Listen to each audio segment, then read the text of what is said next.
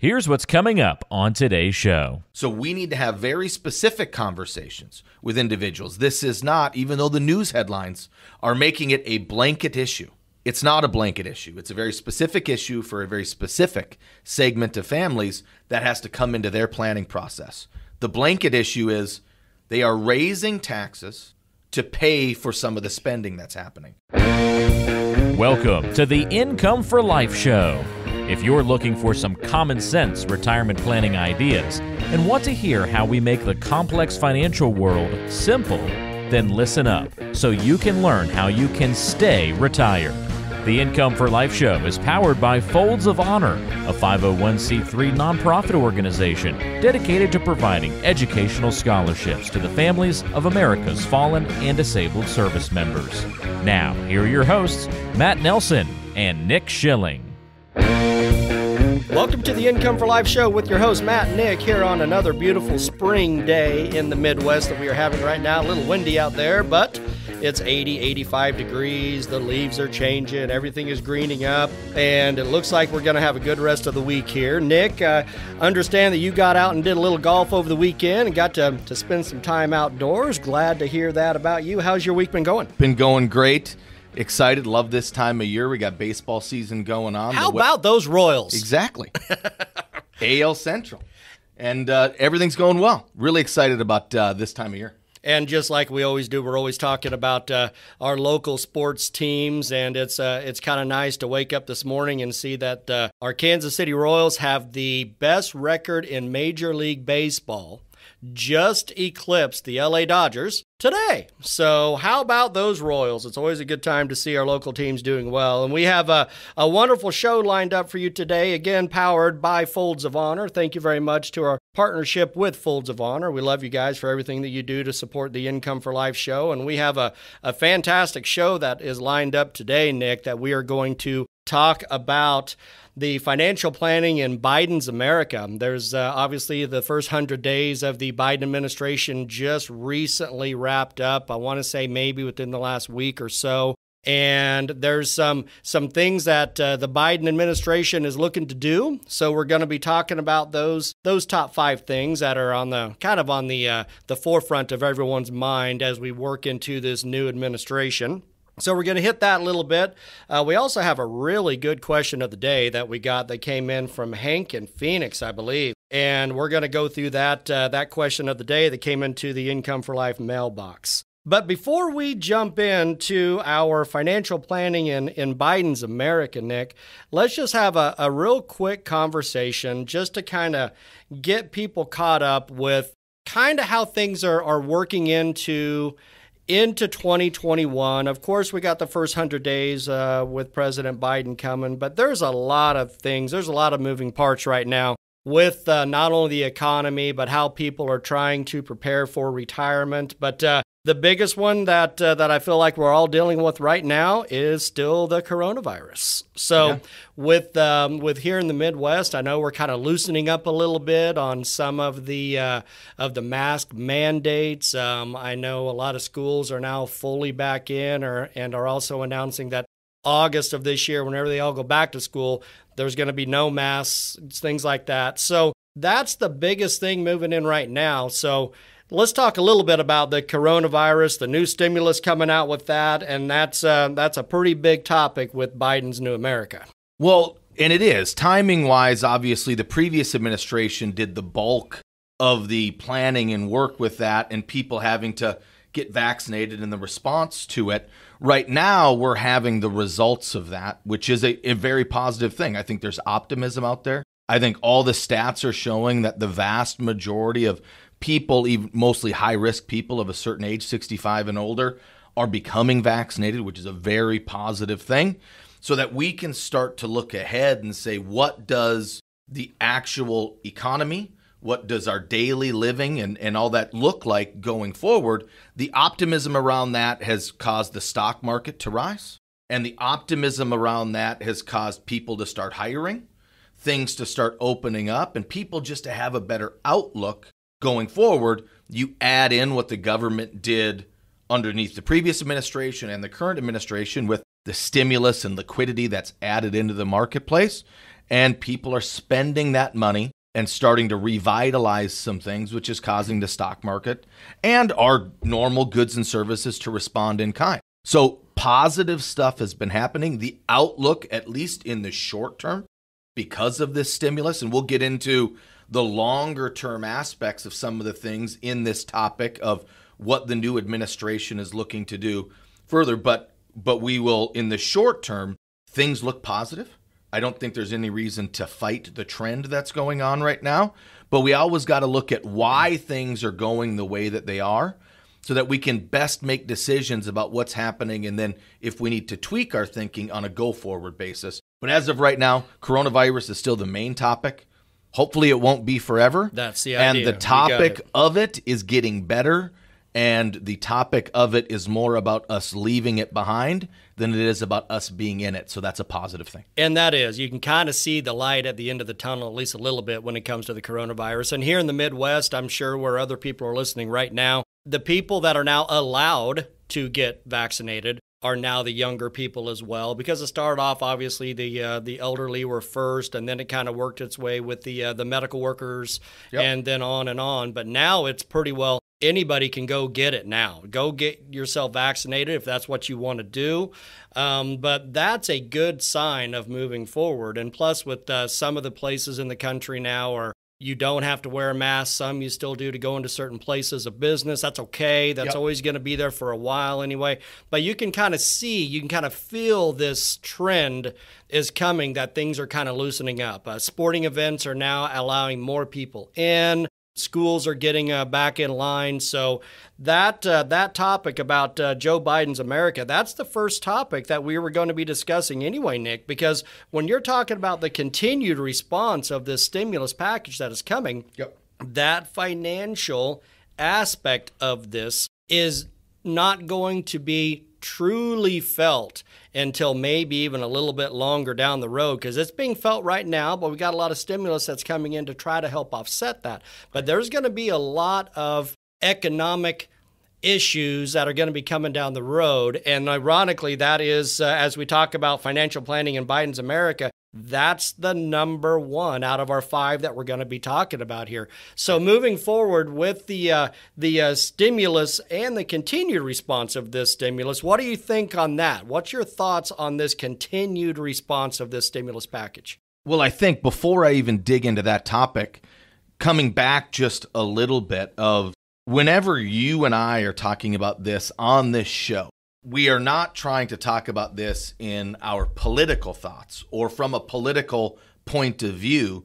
We're trying to talk about this from a financial planning point of view, from a investing in the markets point of view, what our listeners can look at some of these topics and how we should be thinking about how that may affect what's happening in the markets and how I need to plan for retirement and how that may affect some things that I may need to do within my own personal situation, so that I can make the best decisions possible. So as we dig through these 5 topics that Matt and I chose for what's happening in the first initiative of this new administration, it is not about our thoughts on if it is right or wrong, good or bad. Left or right, red or blue, it's irrelevant. It's about, one of the things that I've always talked to my clients about is, you vote with your heart and mind of what you want things to happen. But once an administration is input, once the voting public has spoken, now we got to not fight the government. You don't fight the Federal Reserve when they're doing monetary policy,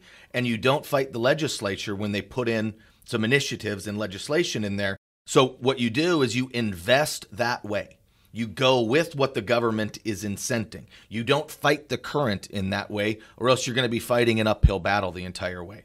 So what the administration is incentivizing right now, kind of the 5 things that we're going to talk about, with the first one being coronavirus, is just things that we can see around a corner. What is the new administration leaning towards? What's the foundation that they are trying to build and the stamp that they're trying to imprint? And what's that going to do to the way that we need to look at financial markets, the economy, and your retirement planning, not from a political standpoint, but from a monetary standpoint, so what we can all have a great discussion about it. I really like what you just said there, Nick, because so many people have it kind of ingrained in their mind of always, fighting the establishment or fighting the government or whatever it might be. But a smarter investor or anybody of that type understand that you can't do that. You cannot fight the government. You adapt around what the government is doing. So if you have that mentality, and if you leave today's show here on the Income for Life show, that's what we want you to remember the most. Correct. Is what these topics that we're going to be talking about here in this new 100 days of Biden's America. You cannot win if you're constantly fighting the government. You won't. Correct. You just adapt and you be able to move back and forth, and you invest potentially, like you just said, Nick, you invest in the way that the government is spending and the things that they're investing in. Where they're injecting money, those things typically float upwards. And in a similar way, we'll talk about a specific aspect of it that's been in the news, but just like you can't fight the tax code, you have to work within the tax code to find your best way to utilize and manipulate that for your needs and objectives. The tax code is what the tax code is. You can't fight that. And legislature will dictate what that's going to be and all that kind of stuff. All we got to do is understand what it is and then make the best judgment and conversation with our clients and with our listeners that are out there. Don't fight it, work within it, find the best way to work yourself around in that mechanism. And that's what we'll talk about, some similar things with this of what is the government focusing on and how is that going to change the way that we need to look at the markets, the economy, and financial planning. Absolutely. So our first of our financial planning in Biden's America conversation, as we just discussed, the coronavirus stimulus and continued response to that. I think that is going to be an ongoing fluid scenario. There's going to be still a lot of opportunities and moving parts inside that stimulus plan that everybody's going to have to be dealing with. But it is the number one thing that people are discussing right now. Correct. And it's going to be an ongoing discussion that a lot of people are going to be having, not only with their financial planner, but with their neighbor across the fence or anybody. And with a lot of these subjects that we're going to talk about, because the new administration has come out swinging pretty heavy with some ideas and some bills to continue this thought of spending heavily. And we'll talk about in the next things of what they're kind of focusing some of that spending on. But that spending is on top of some already vigorous spending bills and stimulus that we've talked about. So when we look at what the continued response is, it all starts to accumulate on top of previous things that they've done. So when people start to look at the deficit and debt and inflation and what our currency's doing and the overall world economy with how our domestic economy plays in it, all of those things are in the works. And we need to start to look at this as a larger aspect, what the larger incentives are that are out there to see what we need to do. Everybody might look at it a little bit different, but we can find some consensus in the tea leaves that we're trying to read to say, what do we need to do? What can we control? And how do we want to control it? And then where do we need to be flexible? And how are we going to be flexible? And we can have that conversation together. And every person that is out there right now that, spends any time on the 24-hour-a-day, 7-day-a-week news channels that are incredibly left-leaning or right-leaning, whatever it might be, you're going to come to conclusions based on your political affiliation. Some will. I understand that completely. What we are talking about here on the Income for Life show is not a political affiliation at all. It's the numbers and how this will affect you potentially as you work your way into retirement and the proper retirement planning, because these things that we're discussing about all this debt that's being added on, right? And how's this debt going to be paid back and all these things. Our main focus here at Income for Life, like it's always been, is doing our best to help you stay retired. With our 3 C's of retirement that we talk about all the time, the checkbook, the calendar, and the clock, you have to understand what is going on in the administrative side, not from necessarily CNN or Fox News, but you just have to understand where the numbers come in, because they could have an effect on your retirement. They will probably have an effect on you just emotionally and mentally. But some of these things that we will talk about will have an effect on your retirement, and some of them may not have an effect on you at all. So let's jump into number 2 here, Nick, on the financial planning in Biden's America, and that's the $2 trillion infrastructure plan. Yes. That has been proposed. And we have some data, we have some information about how that's kind of broke down of that $2 trillion. So let's dive into this infrastructure plan just for a little bit. And I think this is it's the one that's in the news the most often right now. It is right now, for sure. And it is something that, don't look at it that it's in stone, but we can see that this is what the administration is trying to push. And as we stated earlier in the show, if they start to put stuff on the wall, we can start to read that. It might not be what's inscribed in the stone, but if it's up there on the wall, we can start to see what we need to do and where they're leaning, where they're incentivizing.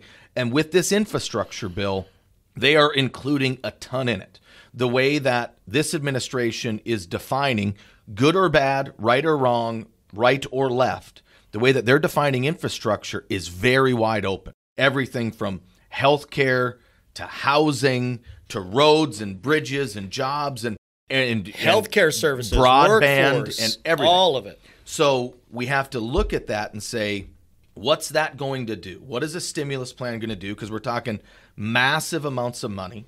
And the first part of this, the $2 trillion that they're talking about, is literally only the first half of their overall proposed plan. So what are they focusing on? That seems to be some of the more fundamental infrastructure things like 20,000 miles of road, 10,000 bridges, water pipelines, broadband internet, infrastructure things that are trying to keep us competitive with the larger world economy and keep us growing at that pace. Now, all that stuff's got to be paid for. There it is. All that stuff's got to be paid for. How are they doing that? What are also some of the benefits that can come from it? Well, obviously, whenever the government is investing trillions and trillions of dollars and not just giving it out to people like we've had in the past with the stimulus, but actually investing it in infrastructure, what they're hoping is that's going to be a huge creator of jobs on a go-forward basis. Those jobs will be incentivized and structured toward their incentives of what the bill is doing. Cleaner energy, roads and construction. Cleaner water. All those things. Internet, technology, those types of things. So the new jobs that are going to be created, where they're going to push the new incentives, are going to be in these areas that this bill is emphasizing. So we need to then look at how we're investing our money for the long term and see if we need to make some changes with any of these things, and that also play on what we think tax rates are going to do in order to start to compensate for some of these things. How are they going to focus this stuff? We'll have one aspect of the tax rates in another one of our topics, but other things are they're looking to raise the base rate of corporate taxes and looking to tax higher net worth individuals.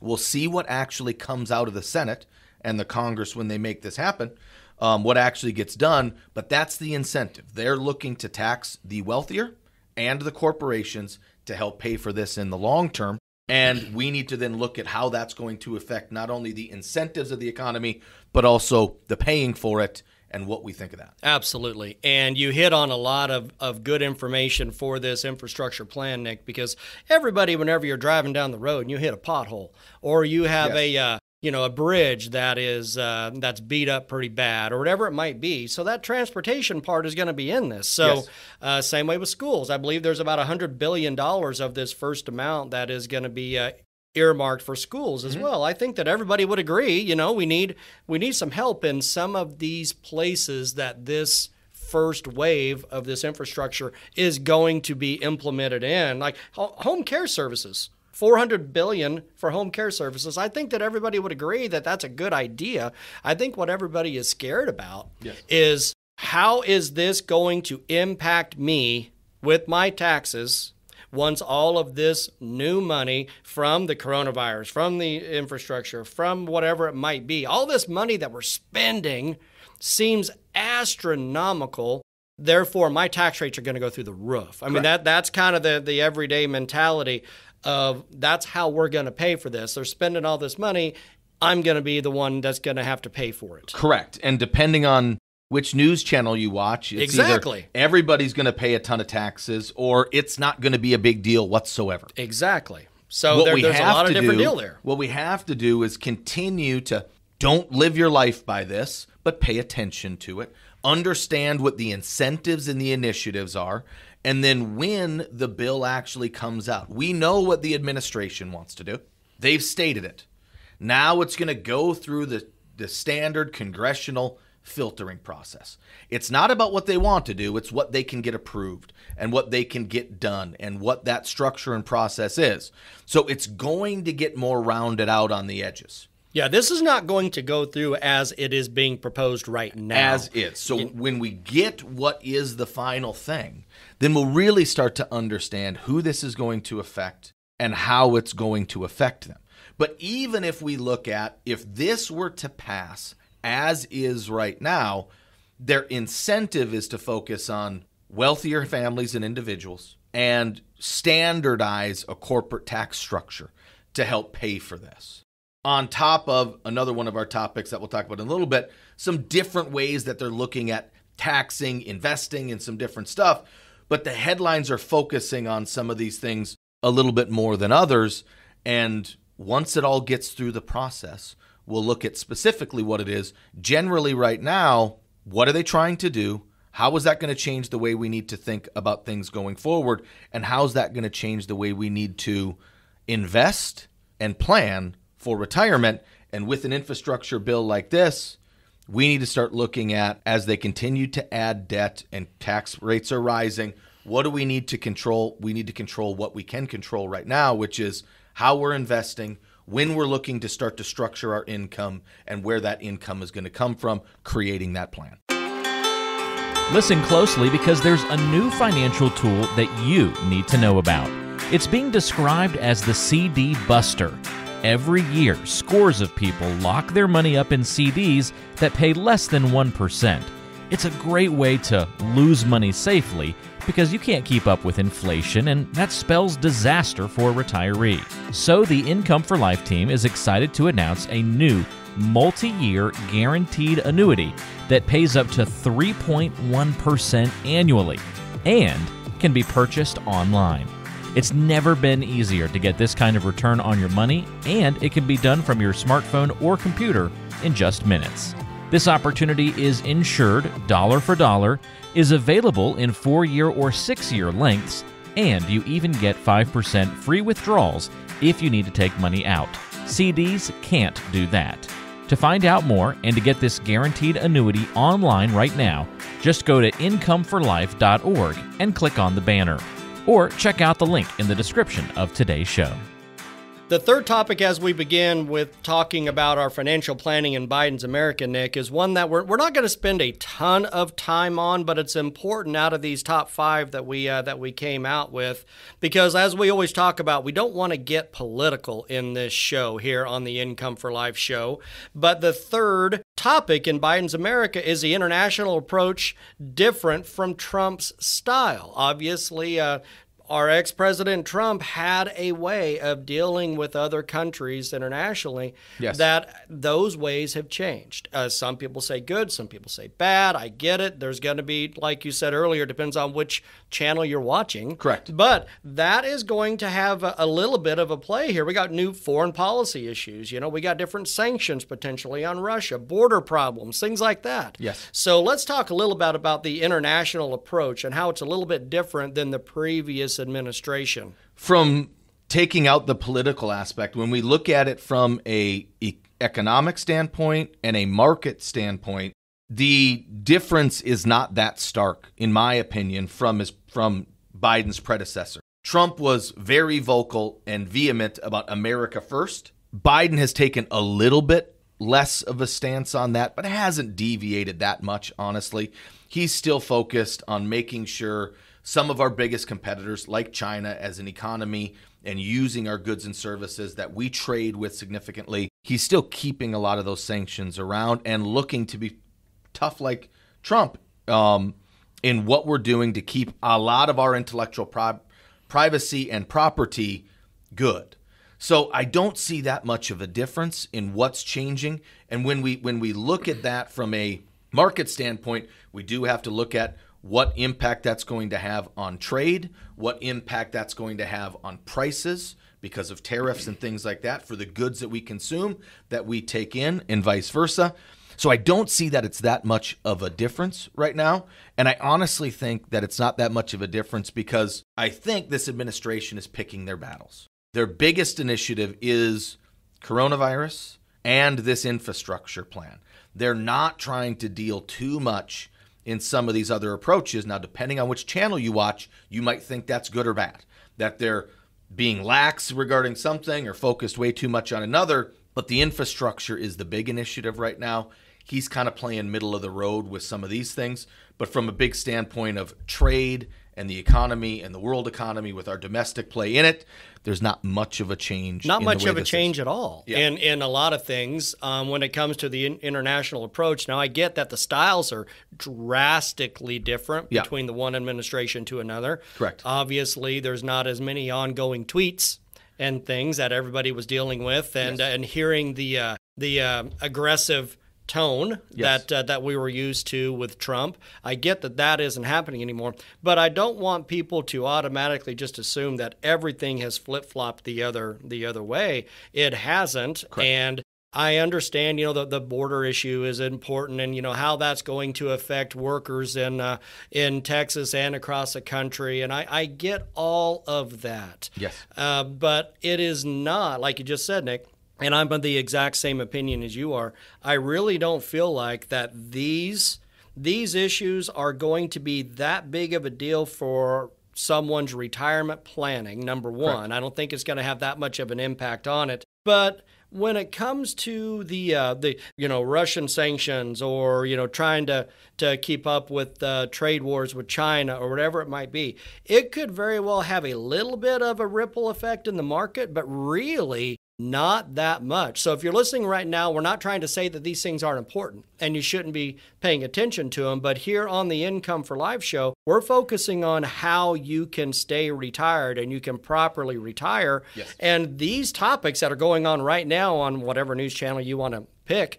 are not going to have that big of a play in how you are going to be able to stay retired. Wouldn't you agree? There's a lot of important topics, especially when it talks to international relations and all that kind of stuff. There's a ton of important topics that we will not touch on here because they don't directly affect, yet say, the stock market, the planning process, taxes, things that we need to take into account and you need to take into account in your daily lives and how we're going to set up a structure for planning for you to stay retired. Those things can have massive impacts on other aspects of our lives and the way that we do things, but not in things that we need to talk about on here. Happy to have these conversations with anybody one-on-one, anytime. if that's what you would want to have, but we're not going to touch on a lot of these important things. On this show, we want to keep this focused on things that can affect overall global and domestic economy, which then affects the stock market, which then affects the way that we need to look at how we're investing, why we're investing, and what we're utilizing to get our goals and needs accomplished. And some of these things, even though they're big-time news headlines and they are important, they take a secondary approach when it comes to the planning. Absolutely. Very good on that. Now, the next one, number 4, is one that I know a lot of people have heard about. Yes. It's a topic that is new into this new administration, and they've been talking about it quite a bit. And I know a lot of people out there are concerned about this one.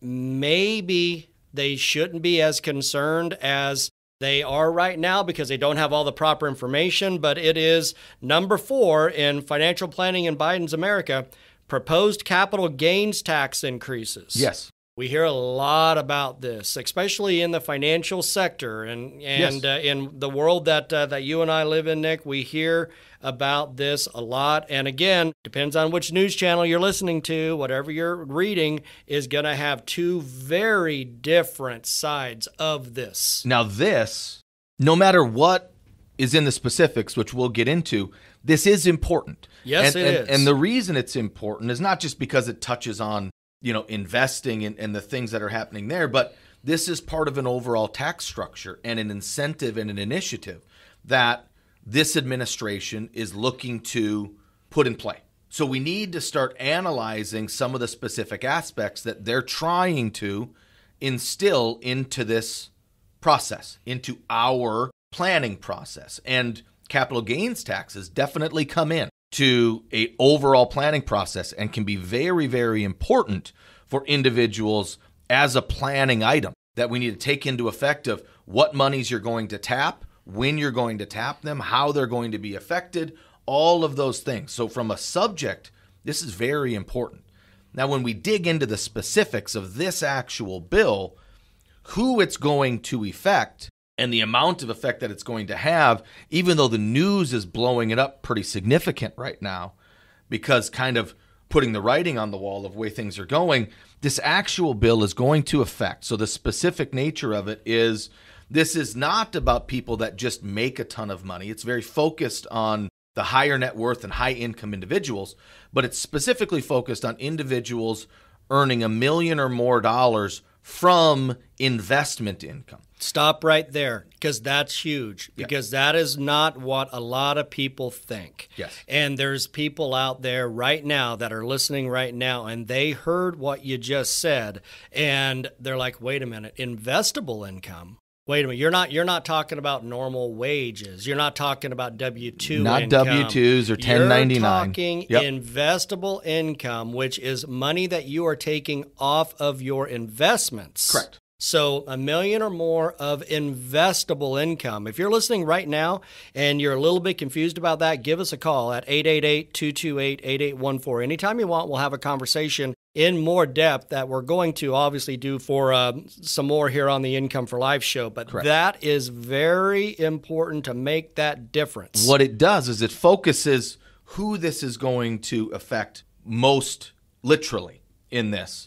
But what it does is this is what retirees do all the time. So you are supporting your Social Security income and other income sources that you have with income from investments. So we need to look at the topic and say, how is this, what is it, and how is it going to affect you with the way that it is proposed right now, with the numbers that they have on the limit of $1 million or more. It's going to affect about 0.3% of households. 0.3. Less than 0.5% of households in America that this will affect. Even though they're massive numbers.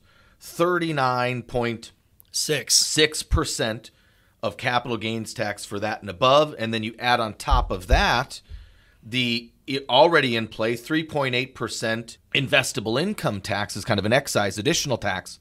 On top of it, we're topping a top tax or capital gains tax of 43 and change percent. Where it was 23 and change Correct. Previously. Which is double. So when you start to look at, boy, that's a big increase. And it is. Whenever you talk 100+ fold increase in something, it is huge. Who it's going to affect and the amount of households that are going to affect is not as vast as many people are worried about right now. Not saying that that's still not a big deal, but it's a very focused on a very certain segment of people, and we need to look at how that's going to affect your individual planning.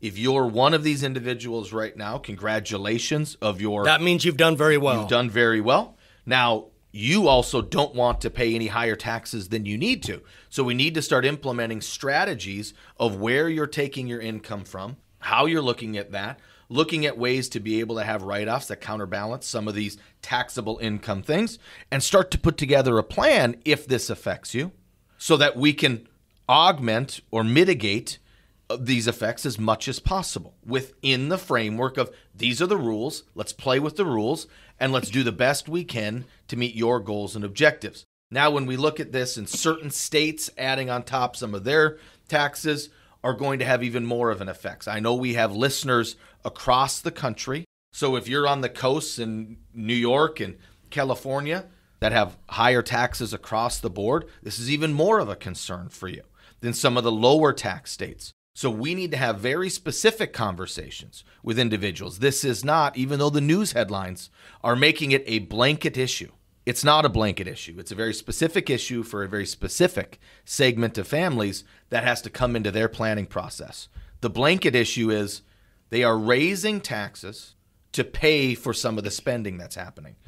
Now we have to look at that and say, where are they looking to raise taxes? How are they actually raising taxes? And what do we got to do to prepare for it? Well, think about that, Nick, because we discussed something just a moment ago where we said, do not fight the government. Correct. Go with the government and invest with the government, for example. And taxes are the perfect example. Taxes is a perfect example of that, because a tax change or even just a tax change recommendation is always going to be happening. Correct. It's every administration is going to run on that sort of a topic. Correct. They are always going to try to implement their ideas. So this is nothing new as far as potential tax change. So Correct. you have to roll with it. You have to be able to modify your retirement plan to roll with the changes. And that's exactly what you can do, because again, this is a proposed Correct. scenario. We're not saying it's going to end up being 39.6. We don't know. It'll that. get rounded out. It will. But if this is the initiative, you got to look at how this affects you and what you need to do to mitigate its effect on your overall goals and objectives. We're not talking about this as a good or bad thing. It just an is thing. It's just a thing. It's right just now. a thing that we need to take into account in the planning process and in individual conversations with families like yours out there.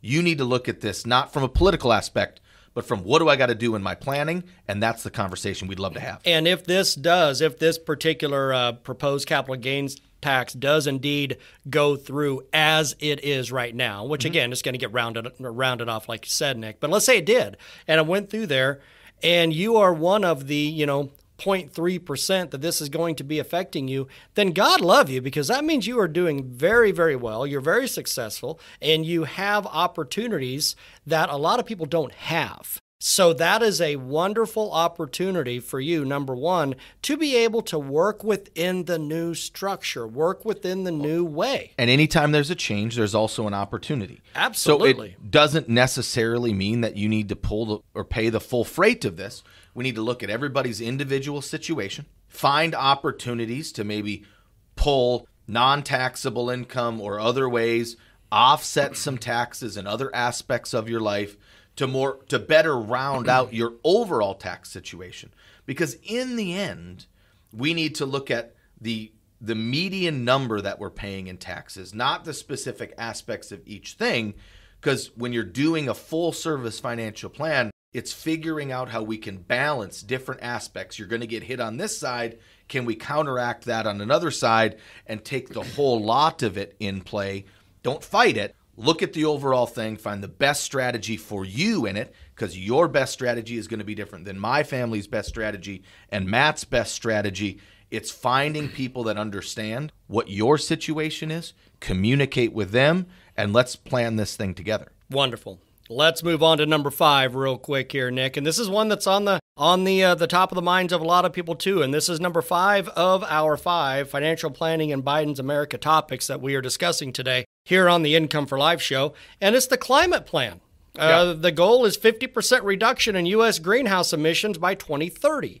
It's all over the news. It's all over, commercials for new vehicles that are now electronic vehicles and things. You see this all the time. Correct. So let's talk a little bit about this climate plan, because this is something that, again, it's going to kind of come down to be in the middle. Yep. It's going to get rounded off to a certain number, but I think it's something that a lot of people support. There's other people out there that maybe don't support it fully, but they understand that having a better climate and having less emissions is probably a good thing all around. It's just, how do we get there? Correct. And in the end, it's not a political discussion of climate change or any of these things. This is obviously an initiative of the government and will be going forward. I don't think this is going to change no matter if R's are in the office or D's are in the office.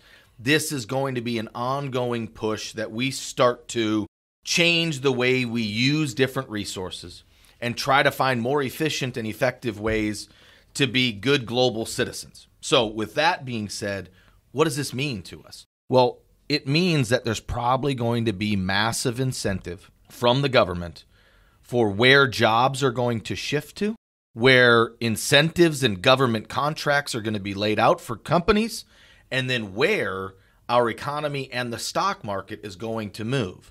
Where are the jobs going to go? Where's the market going to move? What companies and what incentives?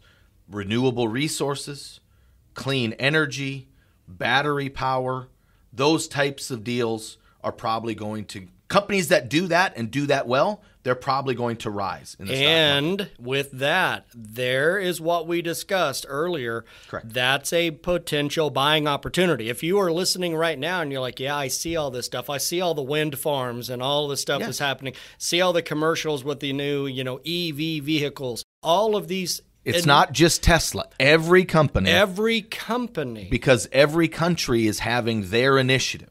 Europe maybe a little bit ahead of the U.S. here, but everybody's got their initiative of trying to cut emissions and different stuff around this. So they're going to incent certain companies to start producing these things, have tax credits for buying electric vehicles and battery-powered items. So that's where the money's going to go. We follow that with our investing. As Matt and I have talked about all the time, what we're trying to do is have a conversation about control the things that you can control. So we need to secure a portion of our retirement income so that we know we can stay retired, and then leave a portion of it flexible so that we can respond to changing environments and the changing currents of R's or D's in the office, the economy, and the global economy, so you can be flexible. It's that balance. Every family's got a different balance of that, of what they need and how they're going to do it.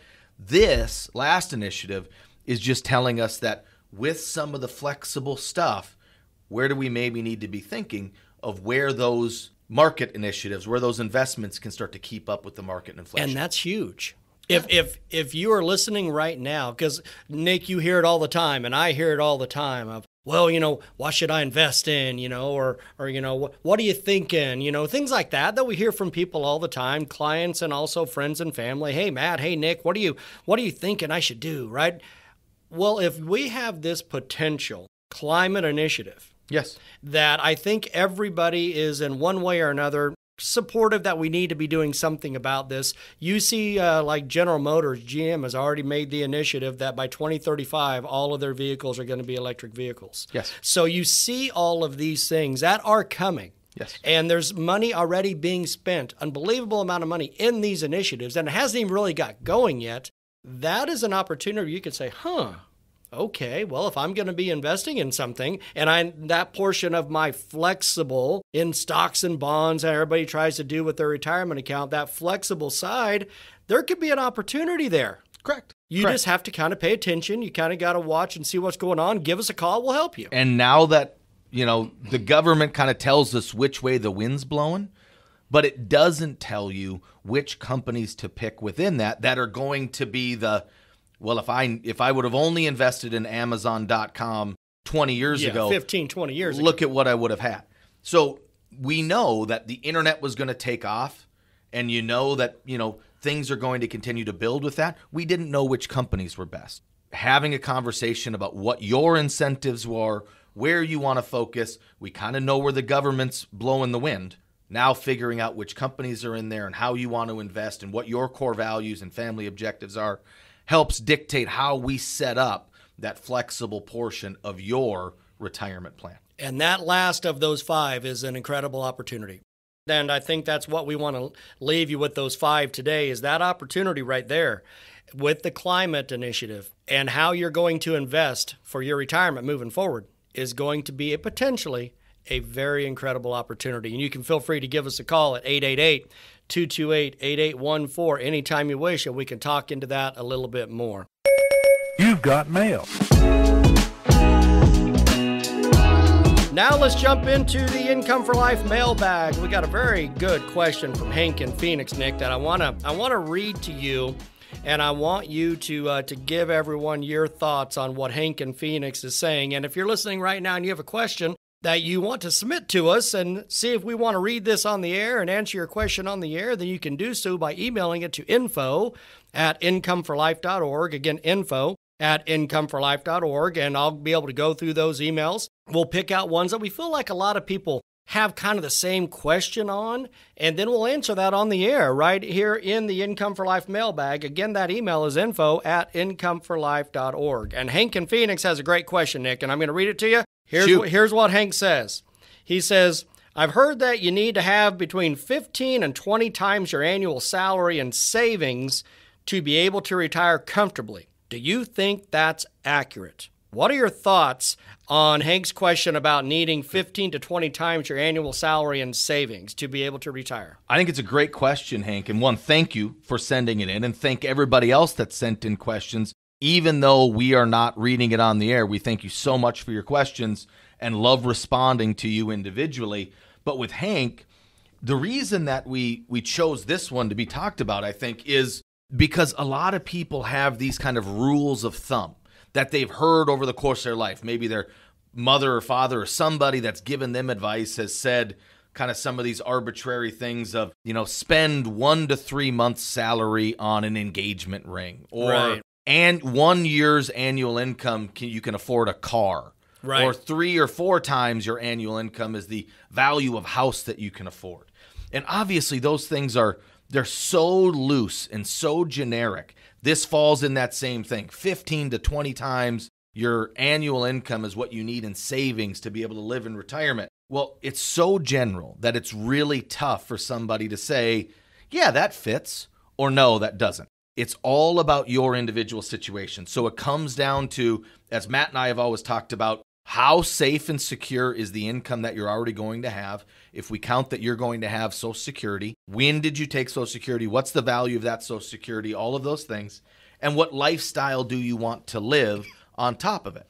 Matt, you and I both have so many families that literally have a bunch of savings, have a great retirement plan, but if they chose to, they could live off of Social Security for the rest of their life and not touch And never touch it if they never didn't want touch to. anything that the government doesn't require them to take out to pay their taxes on. But other people also getting Social Security want to spend their money and utilize it, especially early on in their retirement. Oh, yeah. When they're healthy and outgoing and take advantage and see the grandkids and travel the world and do all the things that they sacrificed earlier in their life and their savings times to be able to do. So it all depends on your situation. Arbitrarily, if you look at, most people are living longer.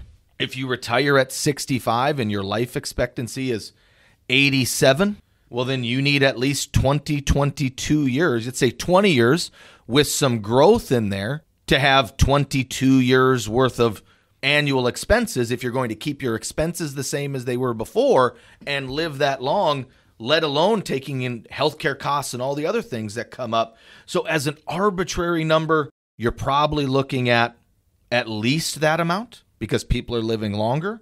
But I don't really like those rules of thumb for any aspect of finance, but especially for retirement, because we look at it as so specific with each family that, yes, you need to have some savings. We want you to have the retirement that you want to have.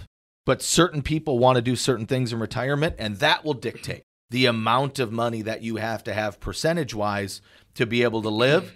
And we look to have those conversations very specifically. So, Hank, specifically for you, would love to have the conversation with you about what you want to do, where you're at in your retirement savings plan, and to see if you're on track with what that is. It's a simple calculation with a conversation. And here's a question I'd like to have. If Hank, if you're listening, and you put in here that you said, I've heard that you need to have 15 to 20 times your annual salary. I would like to know who told you that.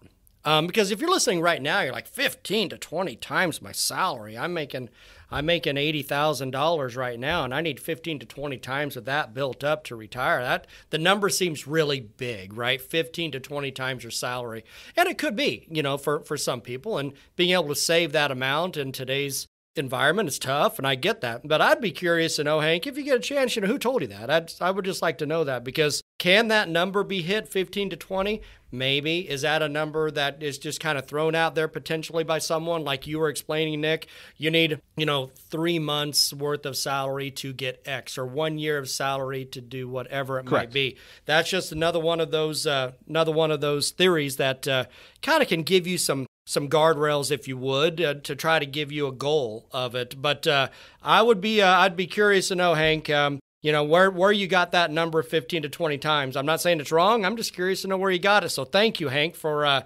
submitting that question to us here on the Income for Life show. We very much appreciate it. And if you do have a question, feel free to email us at info@incomeforlife.org, or of course you can just call us at 228-8814, and you can have any question answered that Nick and I can do for you, absolutely free of charge to you. Now, let's jump in to how we typically like to end our shows here on the Income for Life show. And we kind of talked about it a little bit in the beginning of the show. We always like to throw some sports stuff in a little bit because if you're listening right now, or myself or Nick, you know that we're big sports fans and we love to support our local teams, and we always want to do our best to give those local teams some love when they deserve it. And of course, with our world champion MVP, future Hall of Famer Pat Mahomes, we of course are always gonna invite Patrick onto our show here, and now it's off season, but he's still pretty busy, so we missed him again this week, but that's okay. But the topic now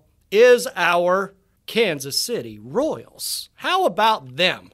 Kansas City Royals, it's exciting. One of the aspects is the Major League Baseball season is so long. They play so many games. It's about runs. I don't mean actual runs. I mean, they've had a great 20-game stretch. Yep. Going to probably go through a lull at some time. Pitching needs to save them, and everybody needs to stay healthy. They look good so far.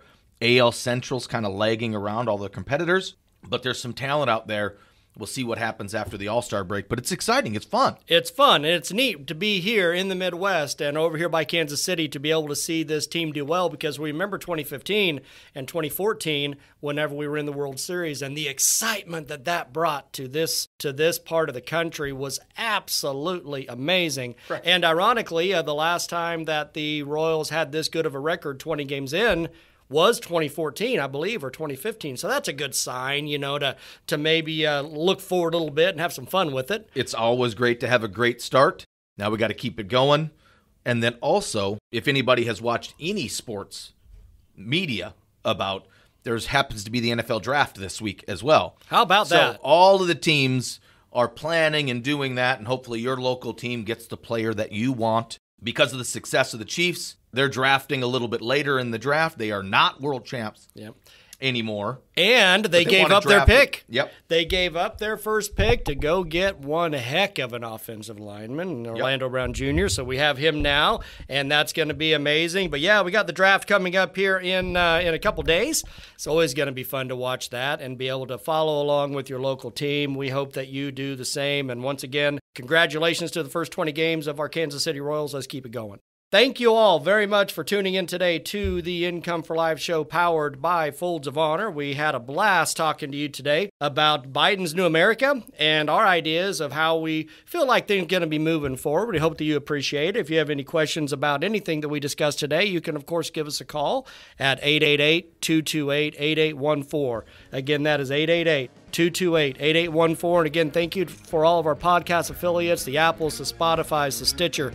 Thank you very much for supporting us and our cause here at Income for Life. And from myself and Nick, we thank you very much for tuning in, and bye-bye for now.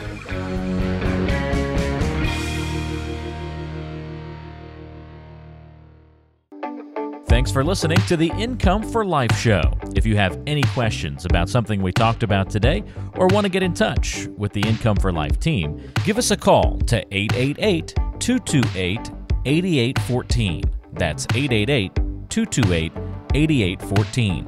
You can also go online to incomeforlife.org and check the description of today's show for any relevant resources and contact information. You can also find the podcast on all major podcasting apps, including Apple Podcasts, Spotify, Google Podcasts, Stitcher, and many more locations. The Income for Life show is powered by Folds of Honor, a 501c3 nonprofit organization dedicated to providing educational scholarships to the families of America's fallen and disabled service members. For more information, visit foldsofhonor.org. Information provided on today's show is for informational purposes only and does not constitute investment, tax, or legal advice. Information is obtained from sources that are deemed to be reliable, but their accuracy and completeness cannot be guaranteed. Always consult with a qualified professional before taking any action.